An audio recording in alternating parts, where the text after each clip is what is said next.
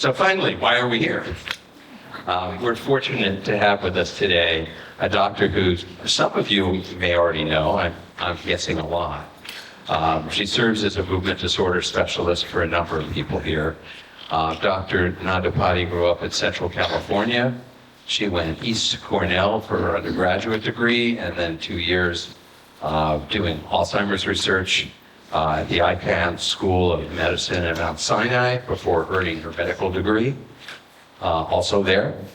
And she completed her residency in neurology at Mount Sinai, and then came back home to California for a fellowship in movement disorders at UC San Diego. She's been a regional movement disorders neurologist at Kaiser Permanente since 2016. Her office is in San Rafael. And she works closely with a wide network of neurologists, nurses, and therapists. The kind of integrated team she'll tell you is rare and makes a real difference for her patients. And today she'll be speaking with us about dementia and mood in Parkinson's disease, two topics that touch many of us in the room. Please join me in welcoming Dr. Nandipati. Thank you so much. I'm really impressed with the turnout today. And just looking at my cover slide, you see the ugly stepsisters from Cinderella.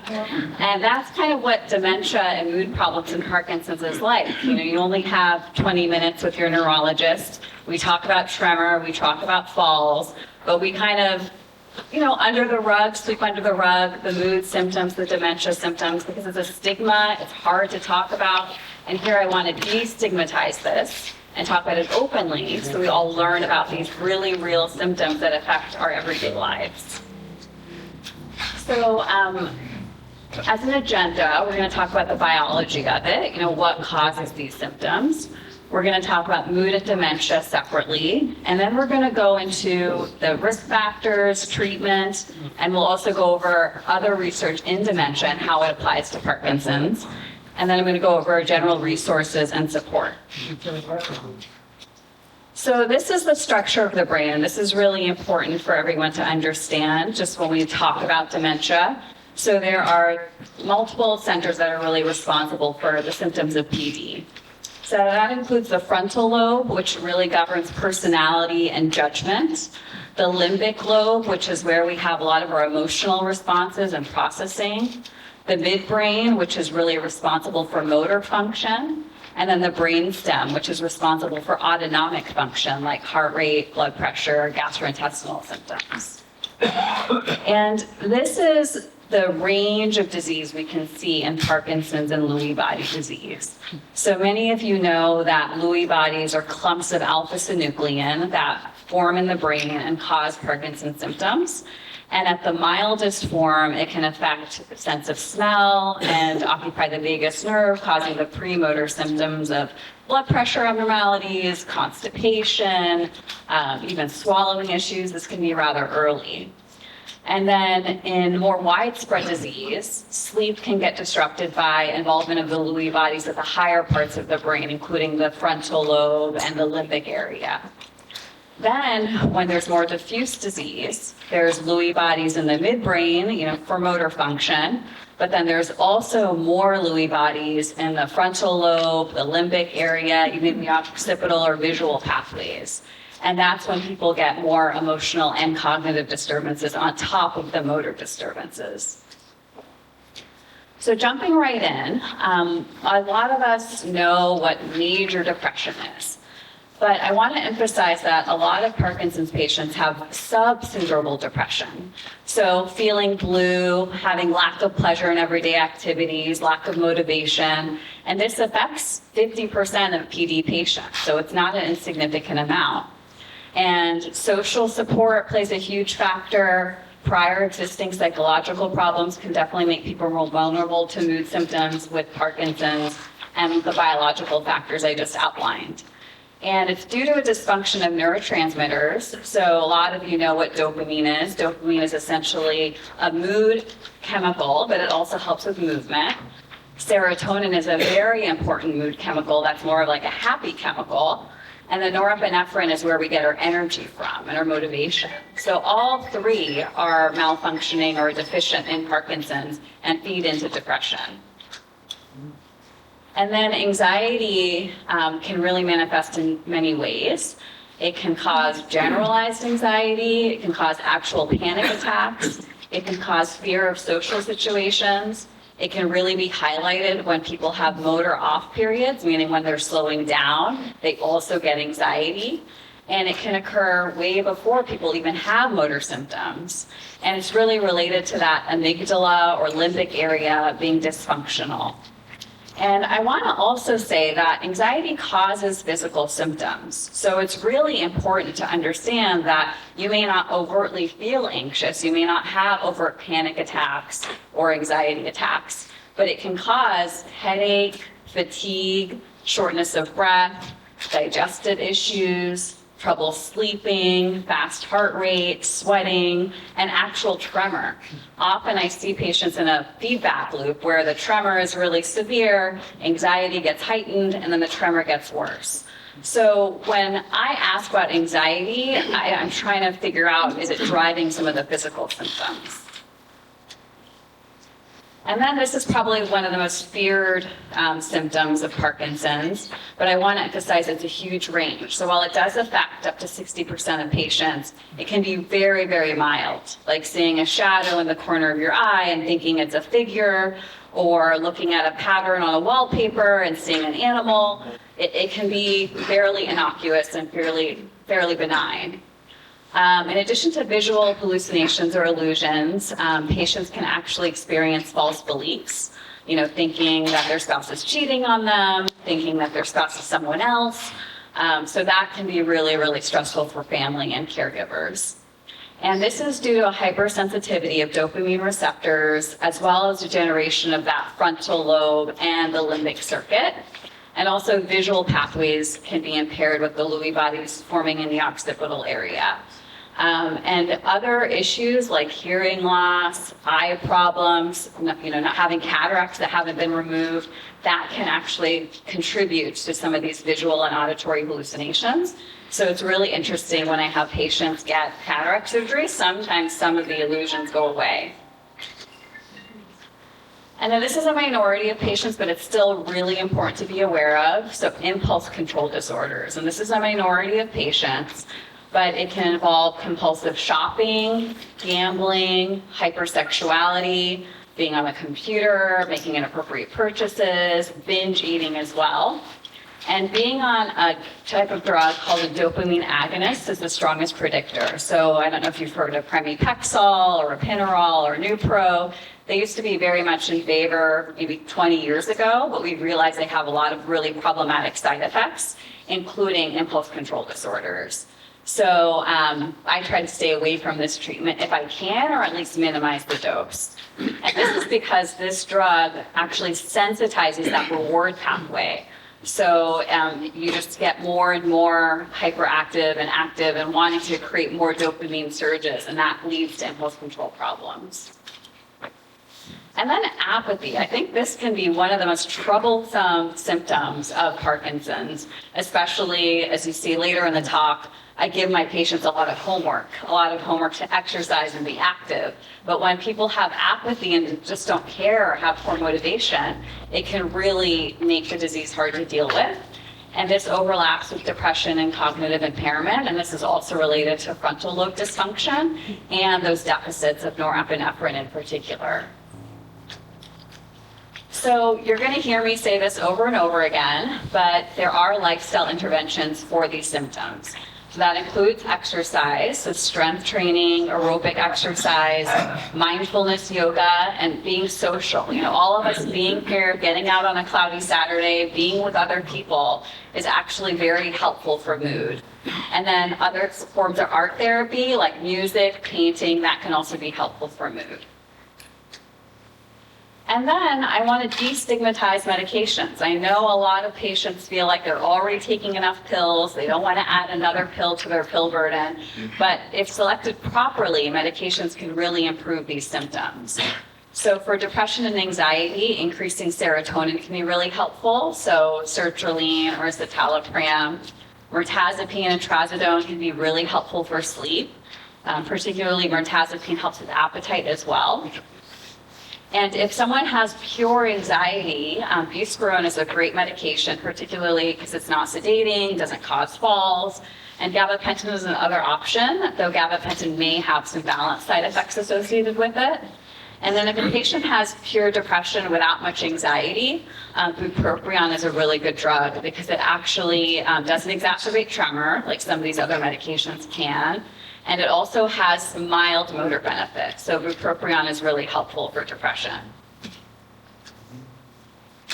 And sometimes we actually have to remove offending medications to help symptoms. And that's definitely the case with impulse control disorders. So we want to reduce and taper the dopamine agonist, and you can sometimes add a serotonin reuptake inhibitor. And then for apathy, we actually find benefit with antidepressants, and sometimes stimulants can be helpful, but I'm not sure how helpful they are, but I do try them in patients who are really fatigued, somnolent, and having a lot of apathy. And then psychosis, well, the first thing is I try to teach family and try to teach patients that psychosis in and of itself is not dangerous.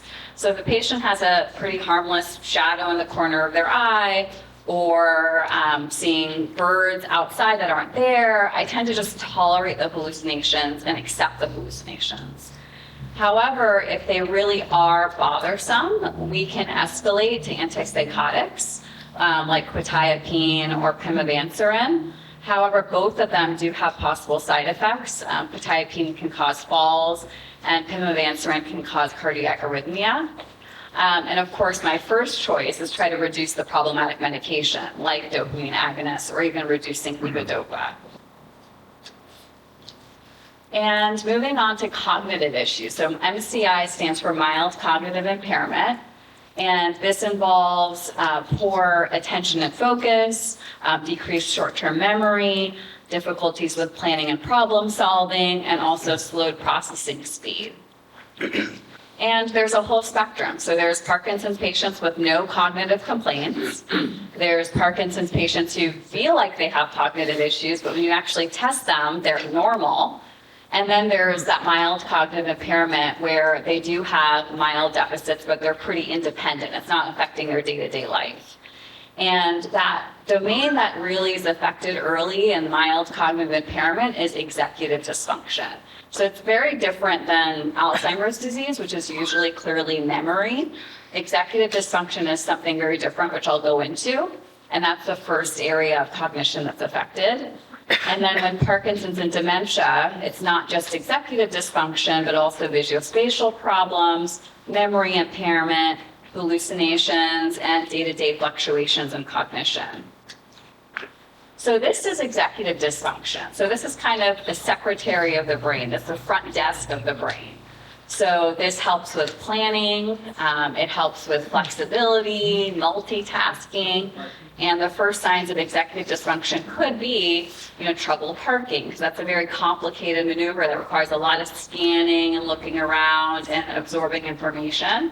Managing a calendar, bill paying, placing things in the correct location, just in the fridge, putting things in the right place, putting away the dishes. That is a decrease in executive function. And then many people complain that their spouse has selective hearing, and that's not just a willful personality flaw, it's actually because they cannot multitask. So if you want your spouse's attention, make them put down what they're doing and listen to you. So moving to the difference between Lewy body disease and Parkinson's.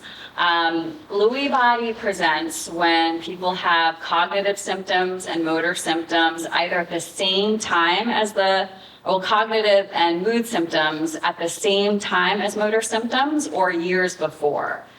And these patients don't tend to improve much with levodopa therapy. They tend to be more sensitive to medication side effects, and they may progress more quickly. But I have to say, in my 10 years of experience, Lewy body has a very variable course and a very different prognosis with different patients. And I have seen people progress very slowly with Lewy body, and I think that has a lot to do with how proactive the patient is in exercising and diet and doing all the things I'll explore in this talk. So while Lewy body is different, I don't necessarily think it's going to progress more rapidly. But that remains to be seen as we study Lewy body more and more. And then there's Parkinson's disease with dementia, and that's when someone has motor symptoms first, and then after years of motor symptoms, they develop cognitive issues. And those patients usually have some response to levodopa and helping their motor symptoms. And they're probably along the same spectrum when you look at brain tissue under a microscope. And both diseases involve clumps of alpha-synuclein. So both Parkinson's with dementia and Lewy body have Lewy bodies in the brain. So Parkinson's with mild cognitive impairment. So I want to say that people without Parkinson's can have mild cognitive impairment. It affects 1 in 4 healthy older adults. And in Parkinson's, that risk goes up by 2, it doubles essentially.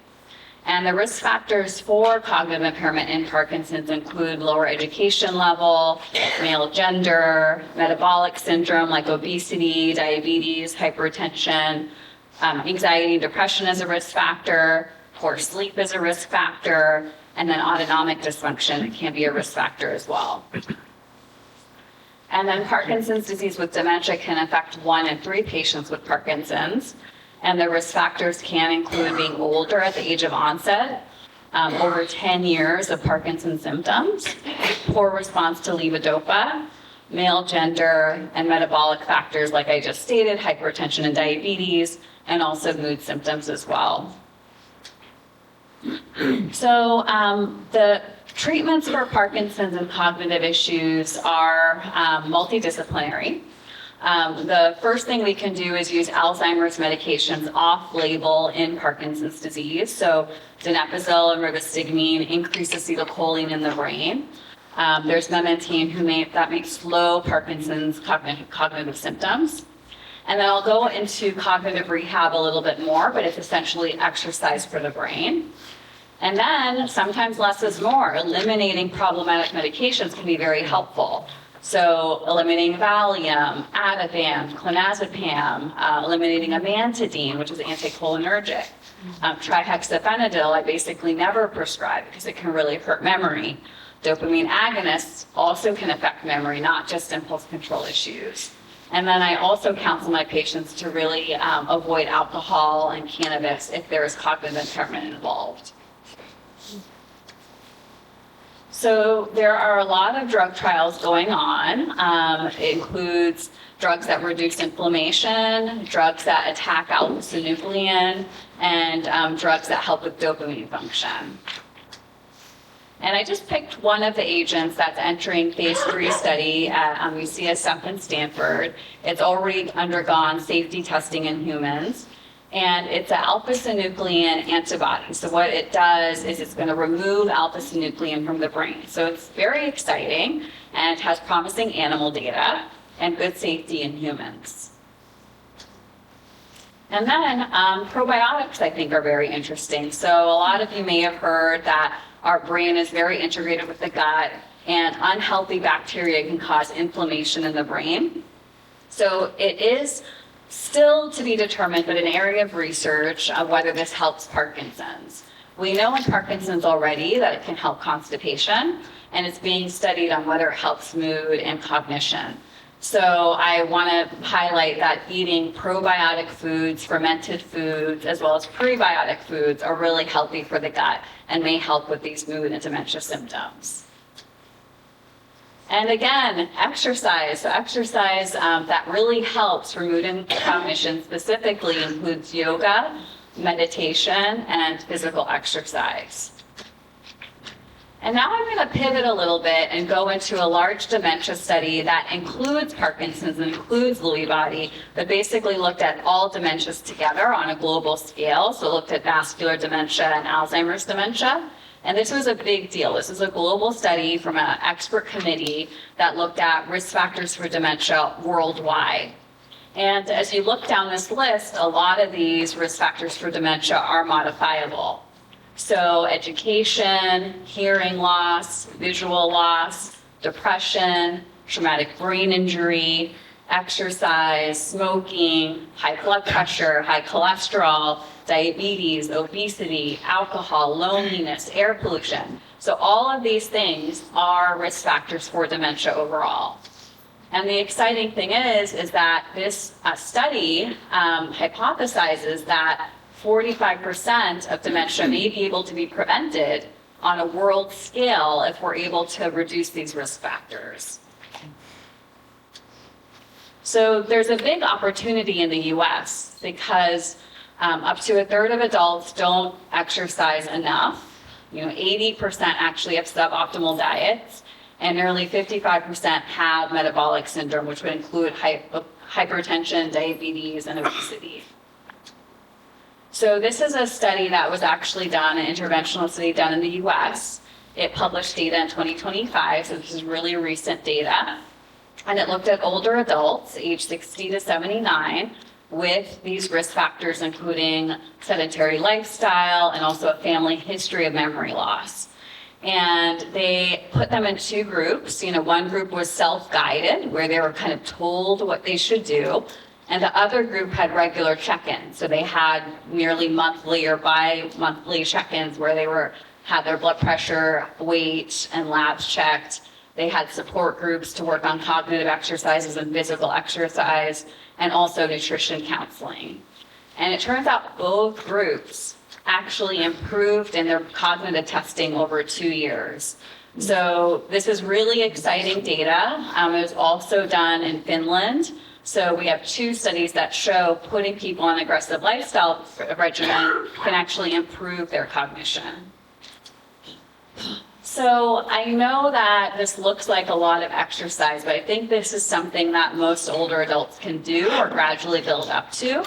And this includes 4 days a week of aerobic exercise, 2 days a week of resistance training. So that includes weights, resistance bands, 2 days a week of flexibility, and just 10 to 15 minutes. And this can be done at a basic gym. You don't have to hire a personal trainer to do this necessarily. And then this is a really great computer program, and this is what I mean by cognitive rehab. So this program called Brain HQ was designed by a neuroscientist. And the neuroscientist has designed exercises that don't just work on memory, but also work on executive function, visuospatial function, and it's only $8 a month, so it's really inexpensive.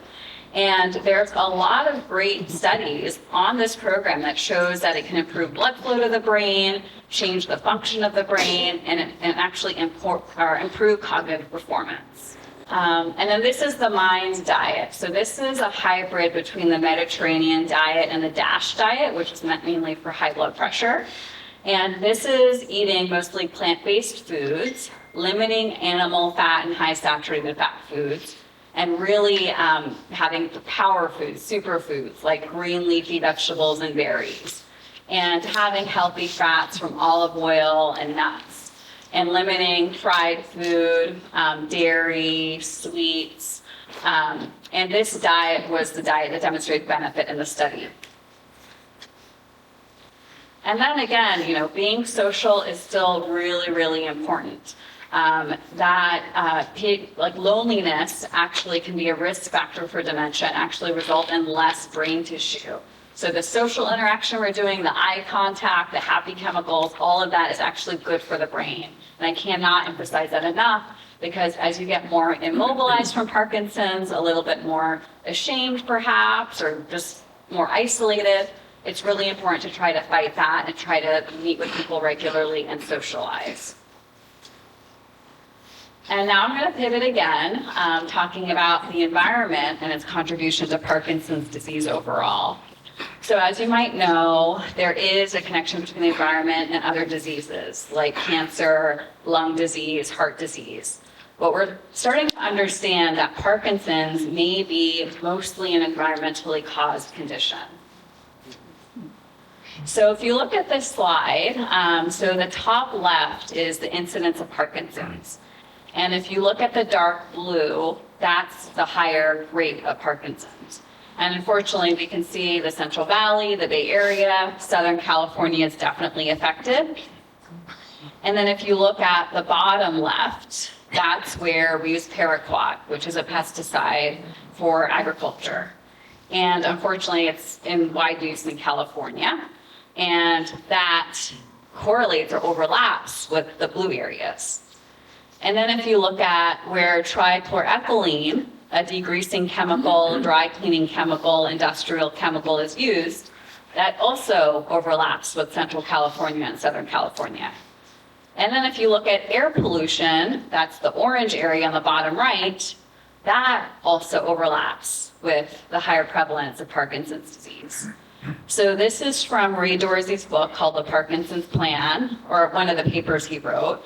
And I think this is a really, really scary visual about how much in our environment is at least correlated with Parkinson's. And if we look at animal studies, if you expose animals to these agents, we can reproduce Parkinson's in the lab. So it's probably causal, not just a correlation. So whenever I meet you in the office, I ask, what do you like to do? What did you do professionally? What do you do as hobbies? And now I'm starting to realize I probably should counsel on the hobbies as well, because when people like to varnish furniture or stain wood or garden, that can expose my patients to chemicals that can worsen Parkinson's. So I can't say how many times I've talked to people who have these professions and they may be retired, but that may be their risk factor for developing Parkinson's. So I want us to all be aware for our families, our neighbors, our children, our grandchildren, the occupational risk associated with these conditions. And what can we do on a personal level? So this is a really busy slide, but I welcome photographs. You want to wash your produce to clean it of pesticides. You want to use a water filter, especially in this area where we've had wildfires. It's important to wear a mask. It's important to get an air filter if the air is polluted. I would probably limit dry cleaning, but fortunately TCE is banned in California dry cleaning. Use the environmental working group because they list produce that you should buy organic. Ask your golf club about pesticides. You might have seen that study, living within 2 miles of a golf course is an increased risk factor of having Parkinson's, and that might be due to air pollution or water pollution. Following the MIND diet, being careful with your pets, your livestock, your animals, and the insecticides and pesticides you use. Even looking up your home, the address, and see if it's near a contaminated TCE site, and you can actually test your water and indoor air. And then work safely. You know, a lot of us have family members who are firefighters. You want to make sure they're wearing the right protective equipment. With gardening as well, wear a mask, wear gloves, try to avoid pesticides. And then decaffeinated coffee, a lot of it has evolved away against using TCE, but it's good to double check your decaf if it's clean. So circling to other resources that we have, I'm really proud to work at Kaiser. And we launched recently something called Lifestyle Medicine. So it is a 6-pillar program where you can learn about nutrition, exercise, sleep, socialization, stress reduction. And we have multiple groups and classes, health coaching, lifestyle coaching, cooking classes. And it's a really, really fabulous program, and it just launched last year. So I highly recommend checking it out if you're interested. And I love the Parkinson's Foundation as well. They have a lot of great books on cognition and Parkinson's, as well as podcasts and articles. And then I want to emphasize the resources we have for support. So this is an amazing support group. I've spoken here, I think, 3 times, and I'm always so impressed about the spirit of giving and the community that this brings. I love Rock City Boxing in Petaluma. I know a lot of my patients do as well. PD Connect has expanded to Santa Rosa. It's a Marin-based exercise and support group, but they have in-person classes in Petaluma and Santa Rosa now. And then for more dementia care, I've had a good experience with Tender Rose. I highly recommend checking out the website, the Family Caregiver Alliance. the Michael J. Fox, Davis Phinney Foundation. There's a lot of wealth of information on mood and dementia and Parkinson's, so I highly recommend checking these resources out. And here's recommended reading. So there is general books that apply to Alzheimer's that may also apply to Parkinson's caregiving. And then there's the Parkinson's plan, which I already highlighted. And if you're not a computer person and you don't want to do Brain HQ, if you look at the bottom, 2 Weeks to a Younger Brain is actually a book full of cognitive exercises. So I kept it short, but thank you so much, and I welcome questions. Questions? I know we have questions.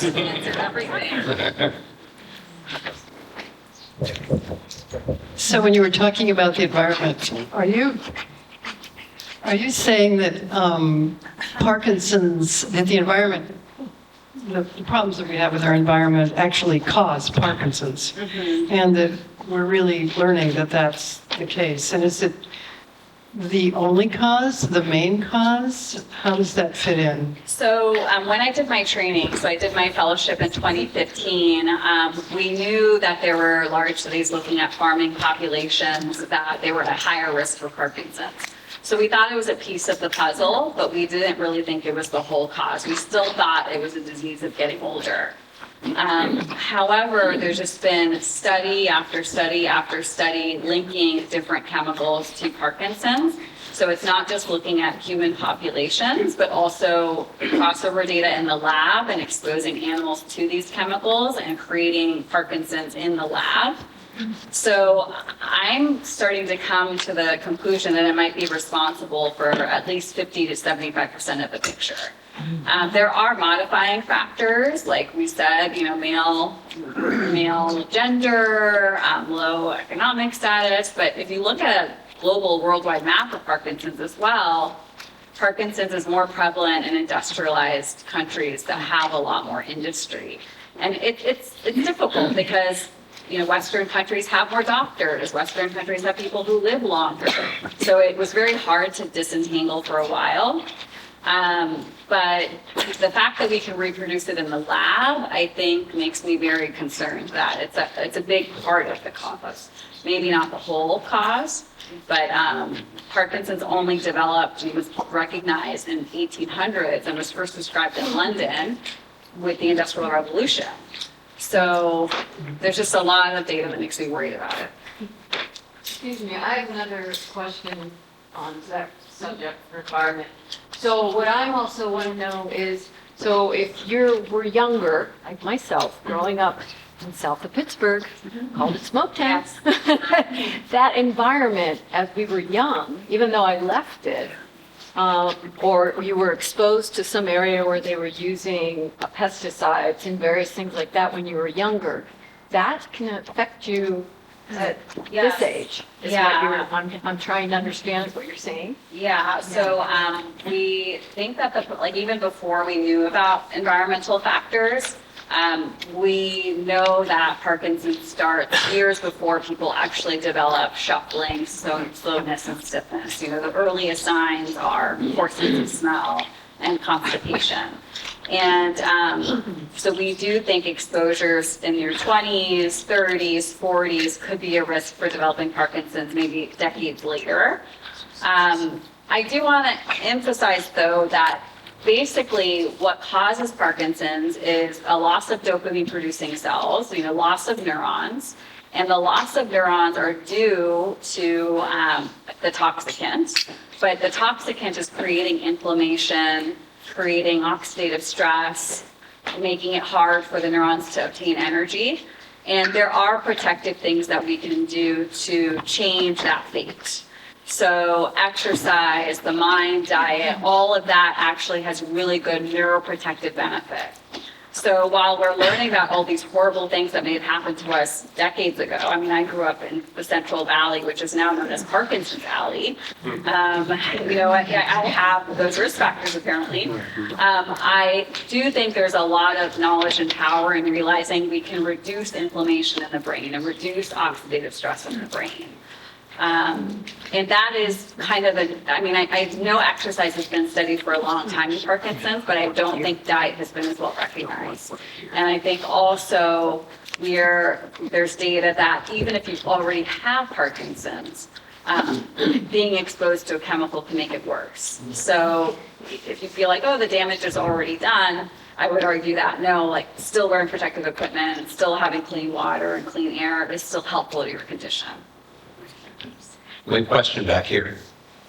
So are you saying that those of us who already have Parkinson's would be best to move elsewhere where there are fewer risk factors? I think it's important to get a water filter. It's important to clean your food, look at your diet. I don't know if I'm 100% convinced you have to move. That I think it's too hard to say that, but I think we have to be more active in our community, spread the message and just clean up our household. And that's personally what I'm doing. You've mentioned probiotics as something that could be useful for Parkinson's patients. Are there any other over-the-counters or supplements that you recommend that you've seen useful on anecdotal information or any research? It's challenging because there's no specific product that's out there that actually reproduces what's in the research studies. I know some of you may have heard of PS 128, but it's expensive. It hasn't really been rigorously studied in a long study that's longer than a few months. So I just recommend having fermented foods, maybe getting a Nature Made or average over-the-counter supplement. But I wish I could. I don't have any products to recommend. You had a great slide that showed clinical trials and different medications. Which ones might be actually replacing Cinemat, and how soon can we start asking our doctors if they're available? So there are lots of alternatives to Cinemat already on the market. So they're basically different forms of Cinemat. I don't think any of these drugs will replace Cinemat, unfortunately. Basically, they will slow down the condition and reduce the need for higher doses of Cinemat over time. But I don't think any of these drugs are planning to replace Cinemat. In the most revolutionary studies, looking at stem cell treatment, which has been a long time, and may be available in 5 years, optimistically, that may eliminate the need for Cinemat if it really works, which is helping the brain produce its own dopamine-producing cells.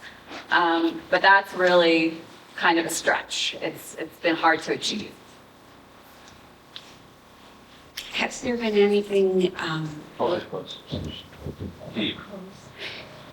have you looked into, or not you, but the research community looked into detecting the toxins or the metabolites of the toxins and started looking at how we move those out? So there hasn't been studies looking at how to eliminate toxins from a person that's been exposed. It's more population health.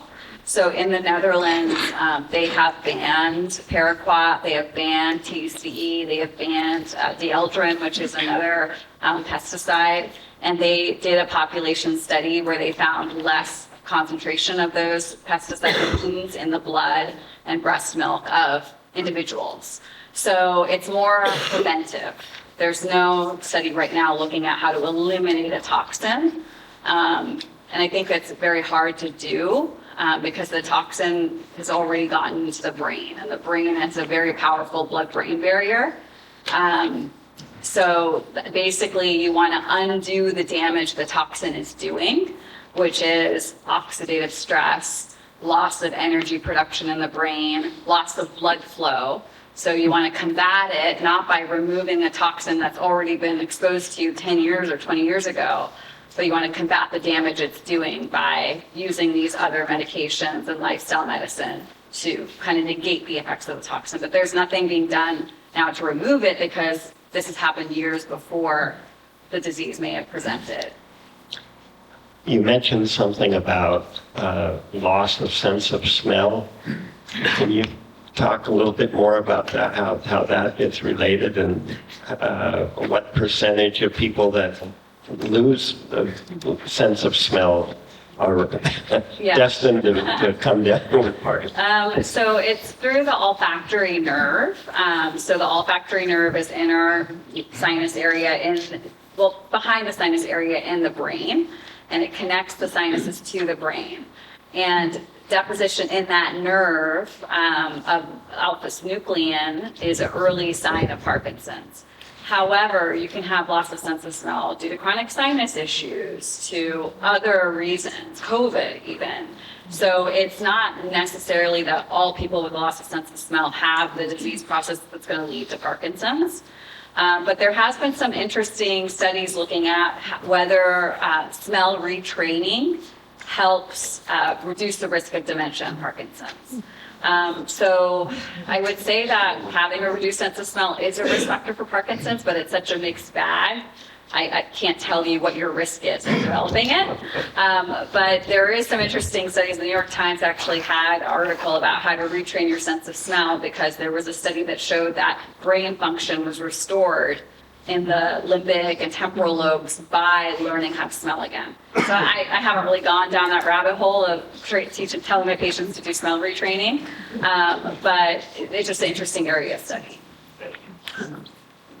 It strikes me that the number of men versus the number of women who have Parkinson's is rather dramatic. In that respect, it seems as though the military would be an ideal place to look at that disparity, because fewer women were serving in the military for a long, long time. Have you or any of your colleagues looked at this issue? Yeah, so there's a lot of data out of the San Francisco VA, the veterans, because it's associated with UCSF, and there's two really prominent epidemiologists, neurologists, Dr. Caroline Tanner and Sam Goldman. And they have associated Agent Orange with Parkinson's, living near Camp Lejeune with Parkinson's. So unfortunately, if you are a veteran, you can claim Parkinson's as a service-associated condition, because even the government recognizes that being exposed to these chemicals as part of military is a risk factor for Parkinson's. So I've heard some doctors say that taking levodopa early on when you're first diagnosed can result in causing more dyskinesia later. And some say that that's not the case, and that's an outmoded idea. And what is your opinion on that? So there was a study in the mid-2000s that looked at that question. So a population of Parkinson's patients who start levodopa earlier in the course of disease, and a population that delays it as much as possible. And looking at both of those populations over time, they did not differ. So the group that postponed levodopa did not develop dyskinesias later, did not have a slower progression. But the people who took levodopa also did not have a slower progression or delayed dyskinesia. So basically, we know that levodopa is not harmful in terms of creating dyskinesias earlier. It's not worth postponing. It's really worth finding that sweet spot. Does it help the person's quality of life? Because it neither slows down the progression nor hastens the progression. So I try not to over-medicate, but I don't delay it either. Well, I'll just say that I was diagnosed at Kaiser 3 years ago, and that's what my doctor told me. And so if you can spread the word with your colleagues, that'd be great, because I think it's a real disservice when people who are diagnosed early don't get the medication that can help so much. So your doctor told you to delay levodopa? My doctor told me to delay as long as possible so that I would have less chance of dyskinesia later. I see, okay. Yeah, of course. I've had Parkinson's for 14 years, and my doctor put me on medication that's $500 a month, and I don't want to take it. I don't feel I need to do that. It's Croxent or Croxent? Yes, yeah. It's actually a very good form of levodopa, but it depends on, your personal budget and copay and everything. So I think that is absolutely a conversation that has to happen. I have to say, I usually caution my patients that the copay is high, and we decide whether to take the drug. But it's a personal decision, and it's so unfortunate. New drugs are expensive. I apologize that that's the case.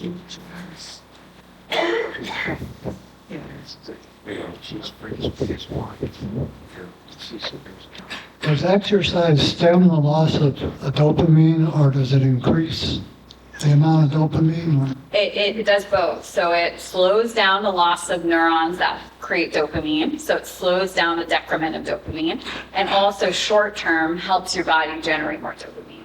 Thank you.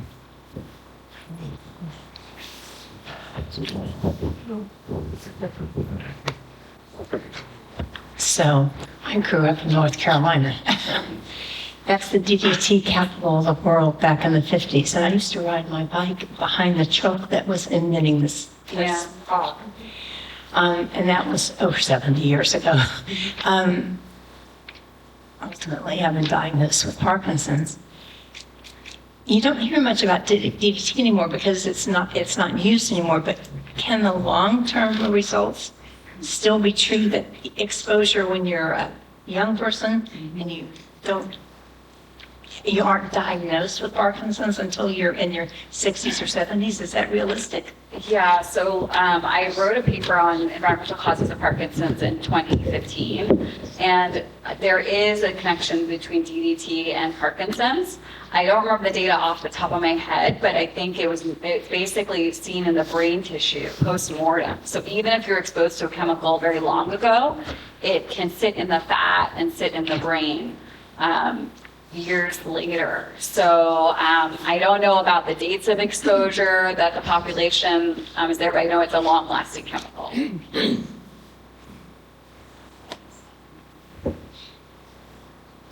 I have a question on two different drugs. I wasn't writing my notes fast enough. The first one is clonazepam. You mentioned it, but good, bad, helpful, not helpful? So I use clonazepam for people who have significant acting out of dreams. You know, if people really have violent dreams or making them, thrash or possibly even fall out of bed. Clonazepam is the favorite agent if melatonin doesn't work. The other option to address REM sleep behaviors is reducing dopamine agonists or Cinemet, especially Cinemet close to bedtime. So I try to address those things, eliminate the problematic or reduce the problematic medication close to bedtime. And if that doesn't work, clonazepam is appropriate. Unfortunately, benzodiazepines include clonazepam. So if someone is having cognitive issues, we have to consider, can we peel away the clonazepam? Thank you. My second drug is gabapentin. Yeah, so gabapentin does not cause dementia, but it mentally slows the brain down when it's active. It just slows nerve symptoms down, anxiety symptoms down, and brain processing speed down.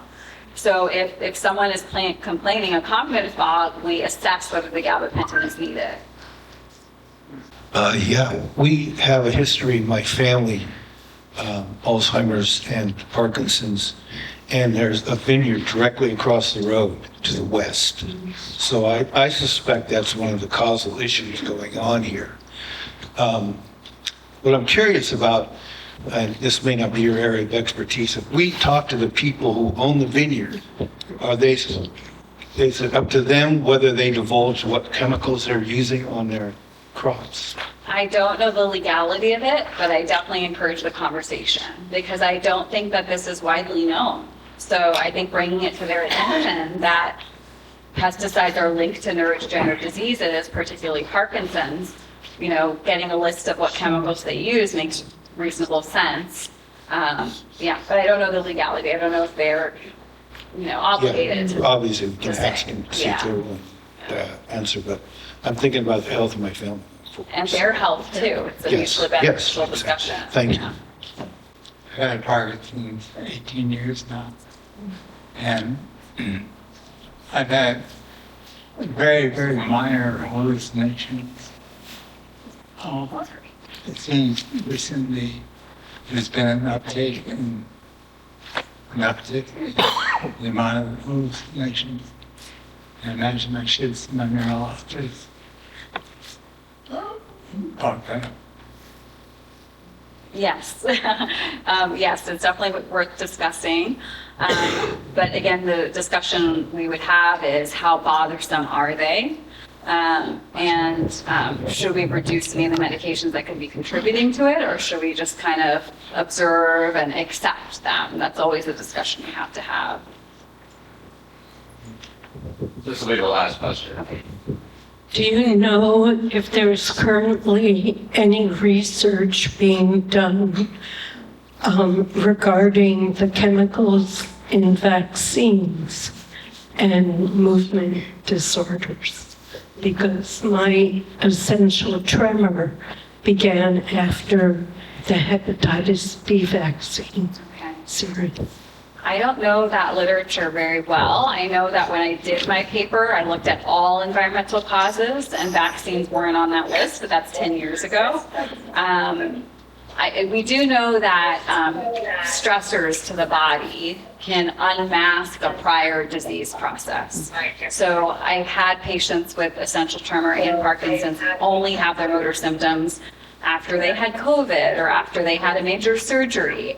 So the vaccine may have been a stressor to your body that kind of unmasked it, but I don't know enough to say it's connected or causal. Dr. Nandipati, thank you so much. I really appreciate it.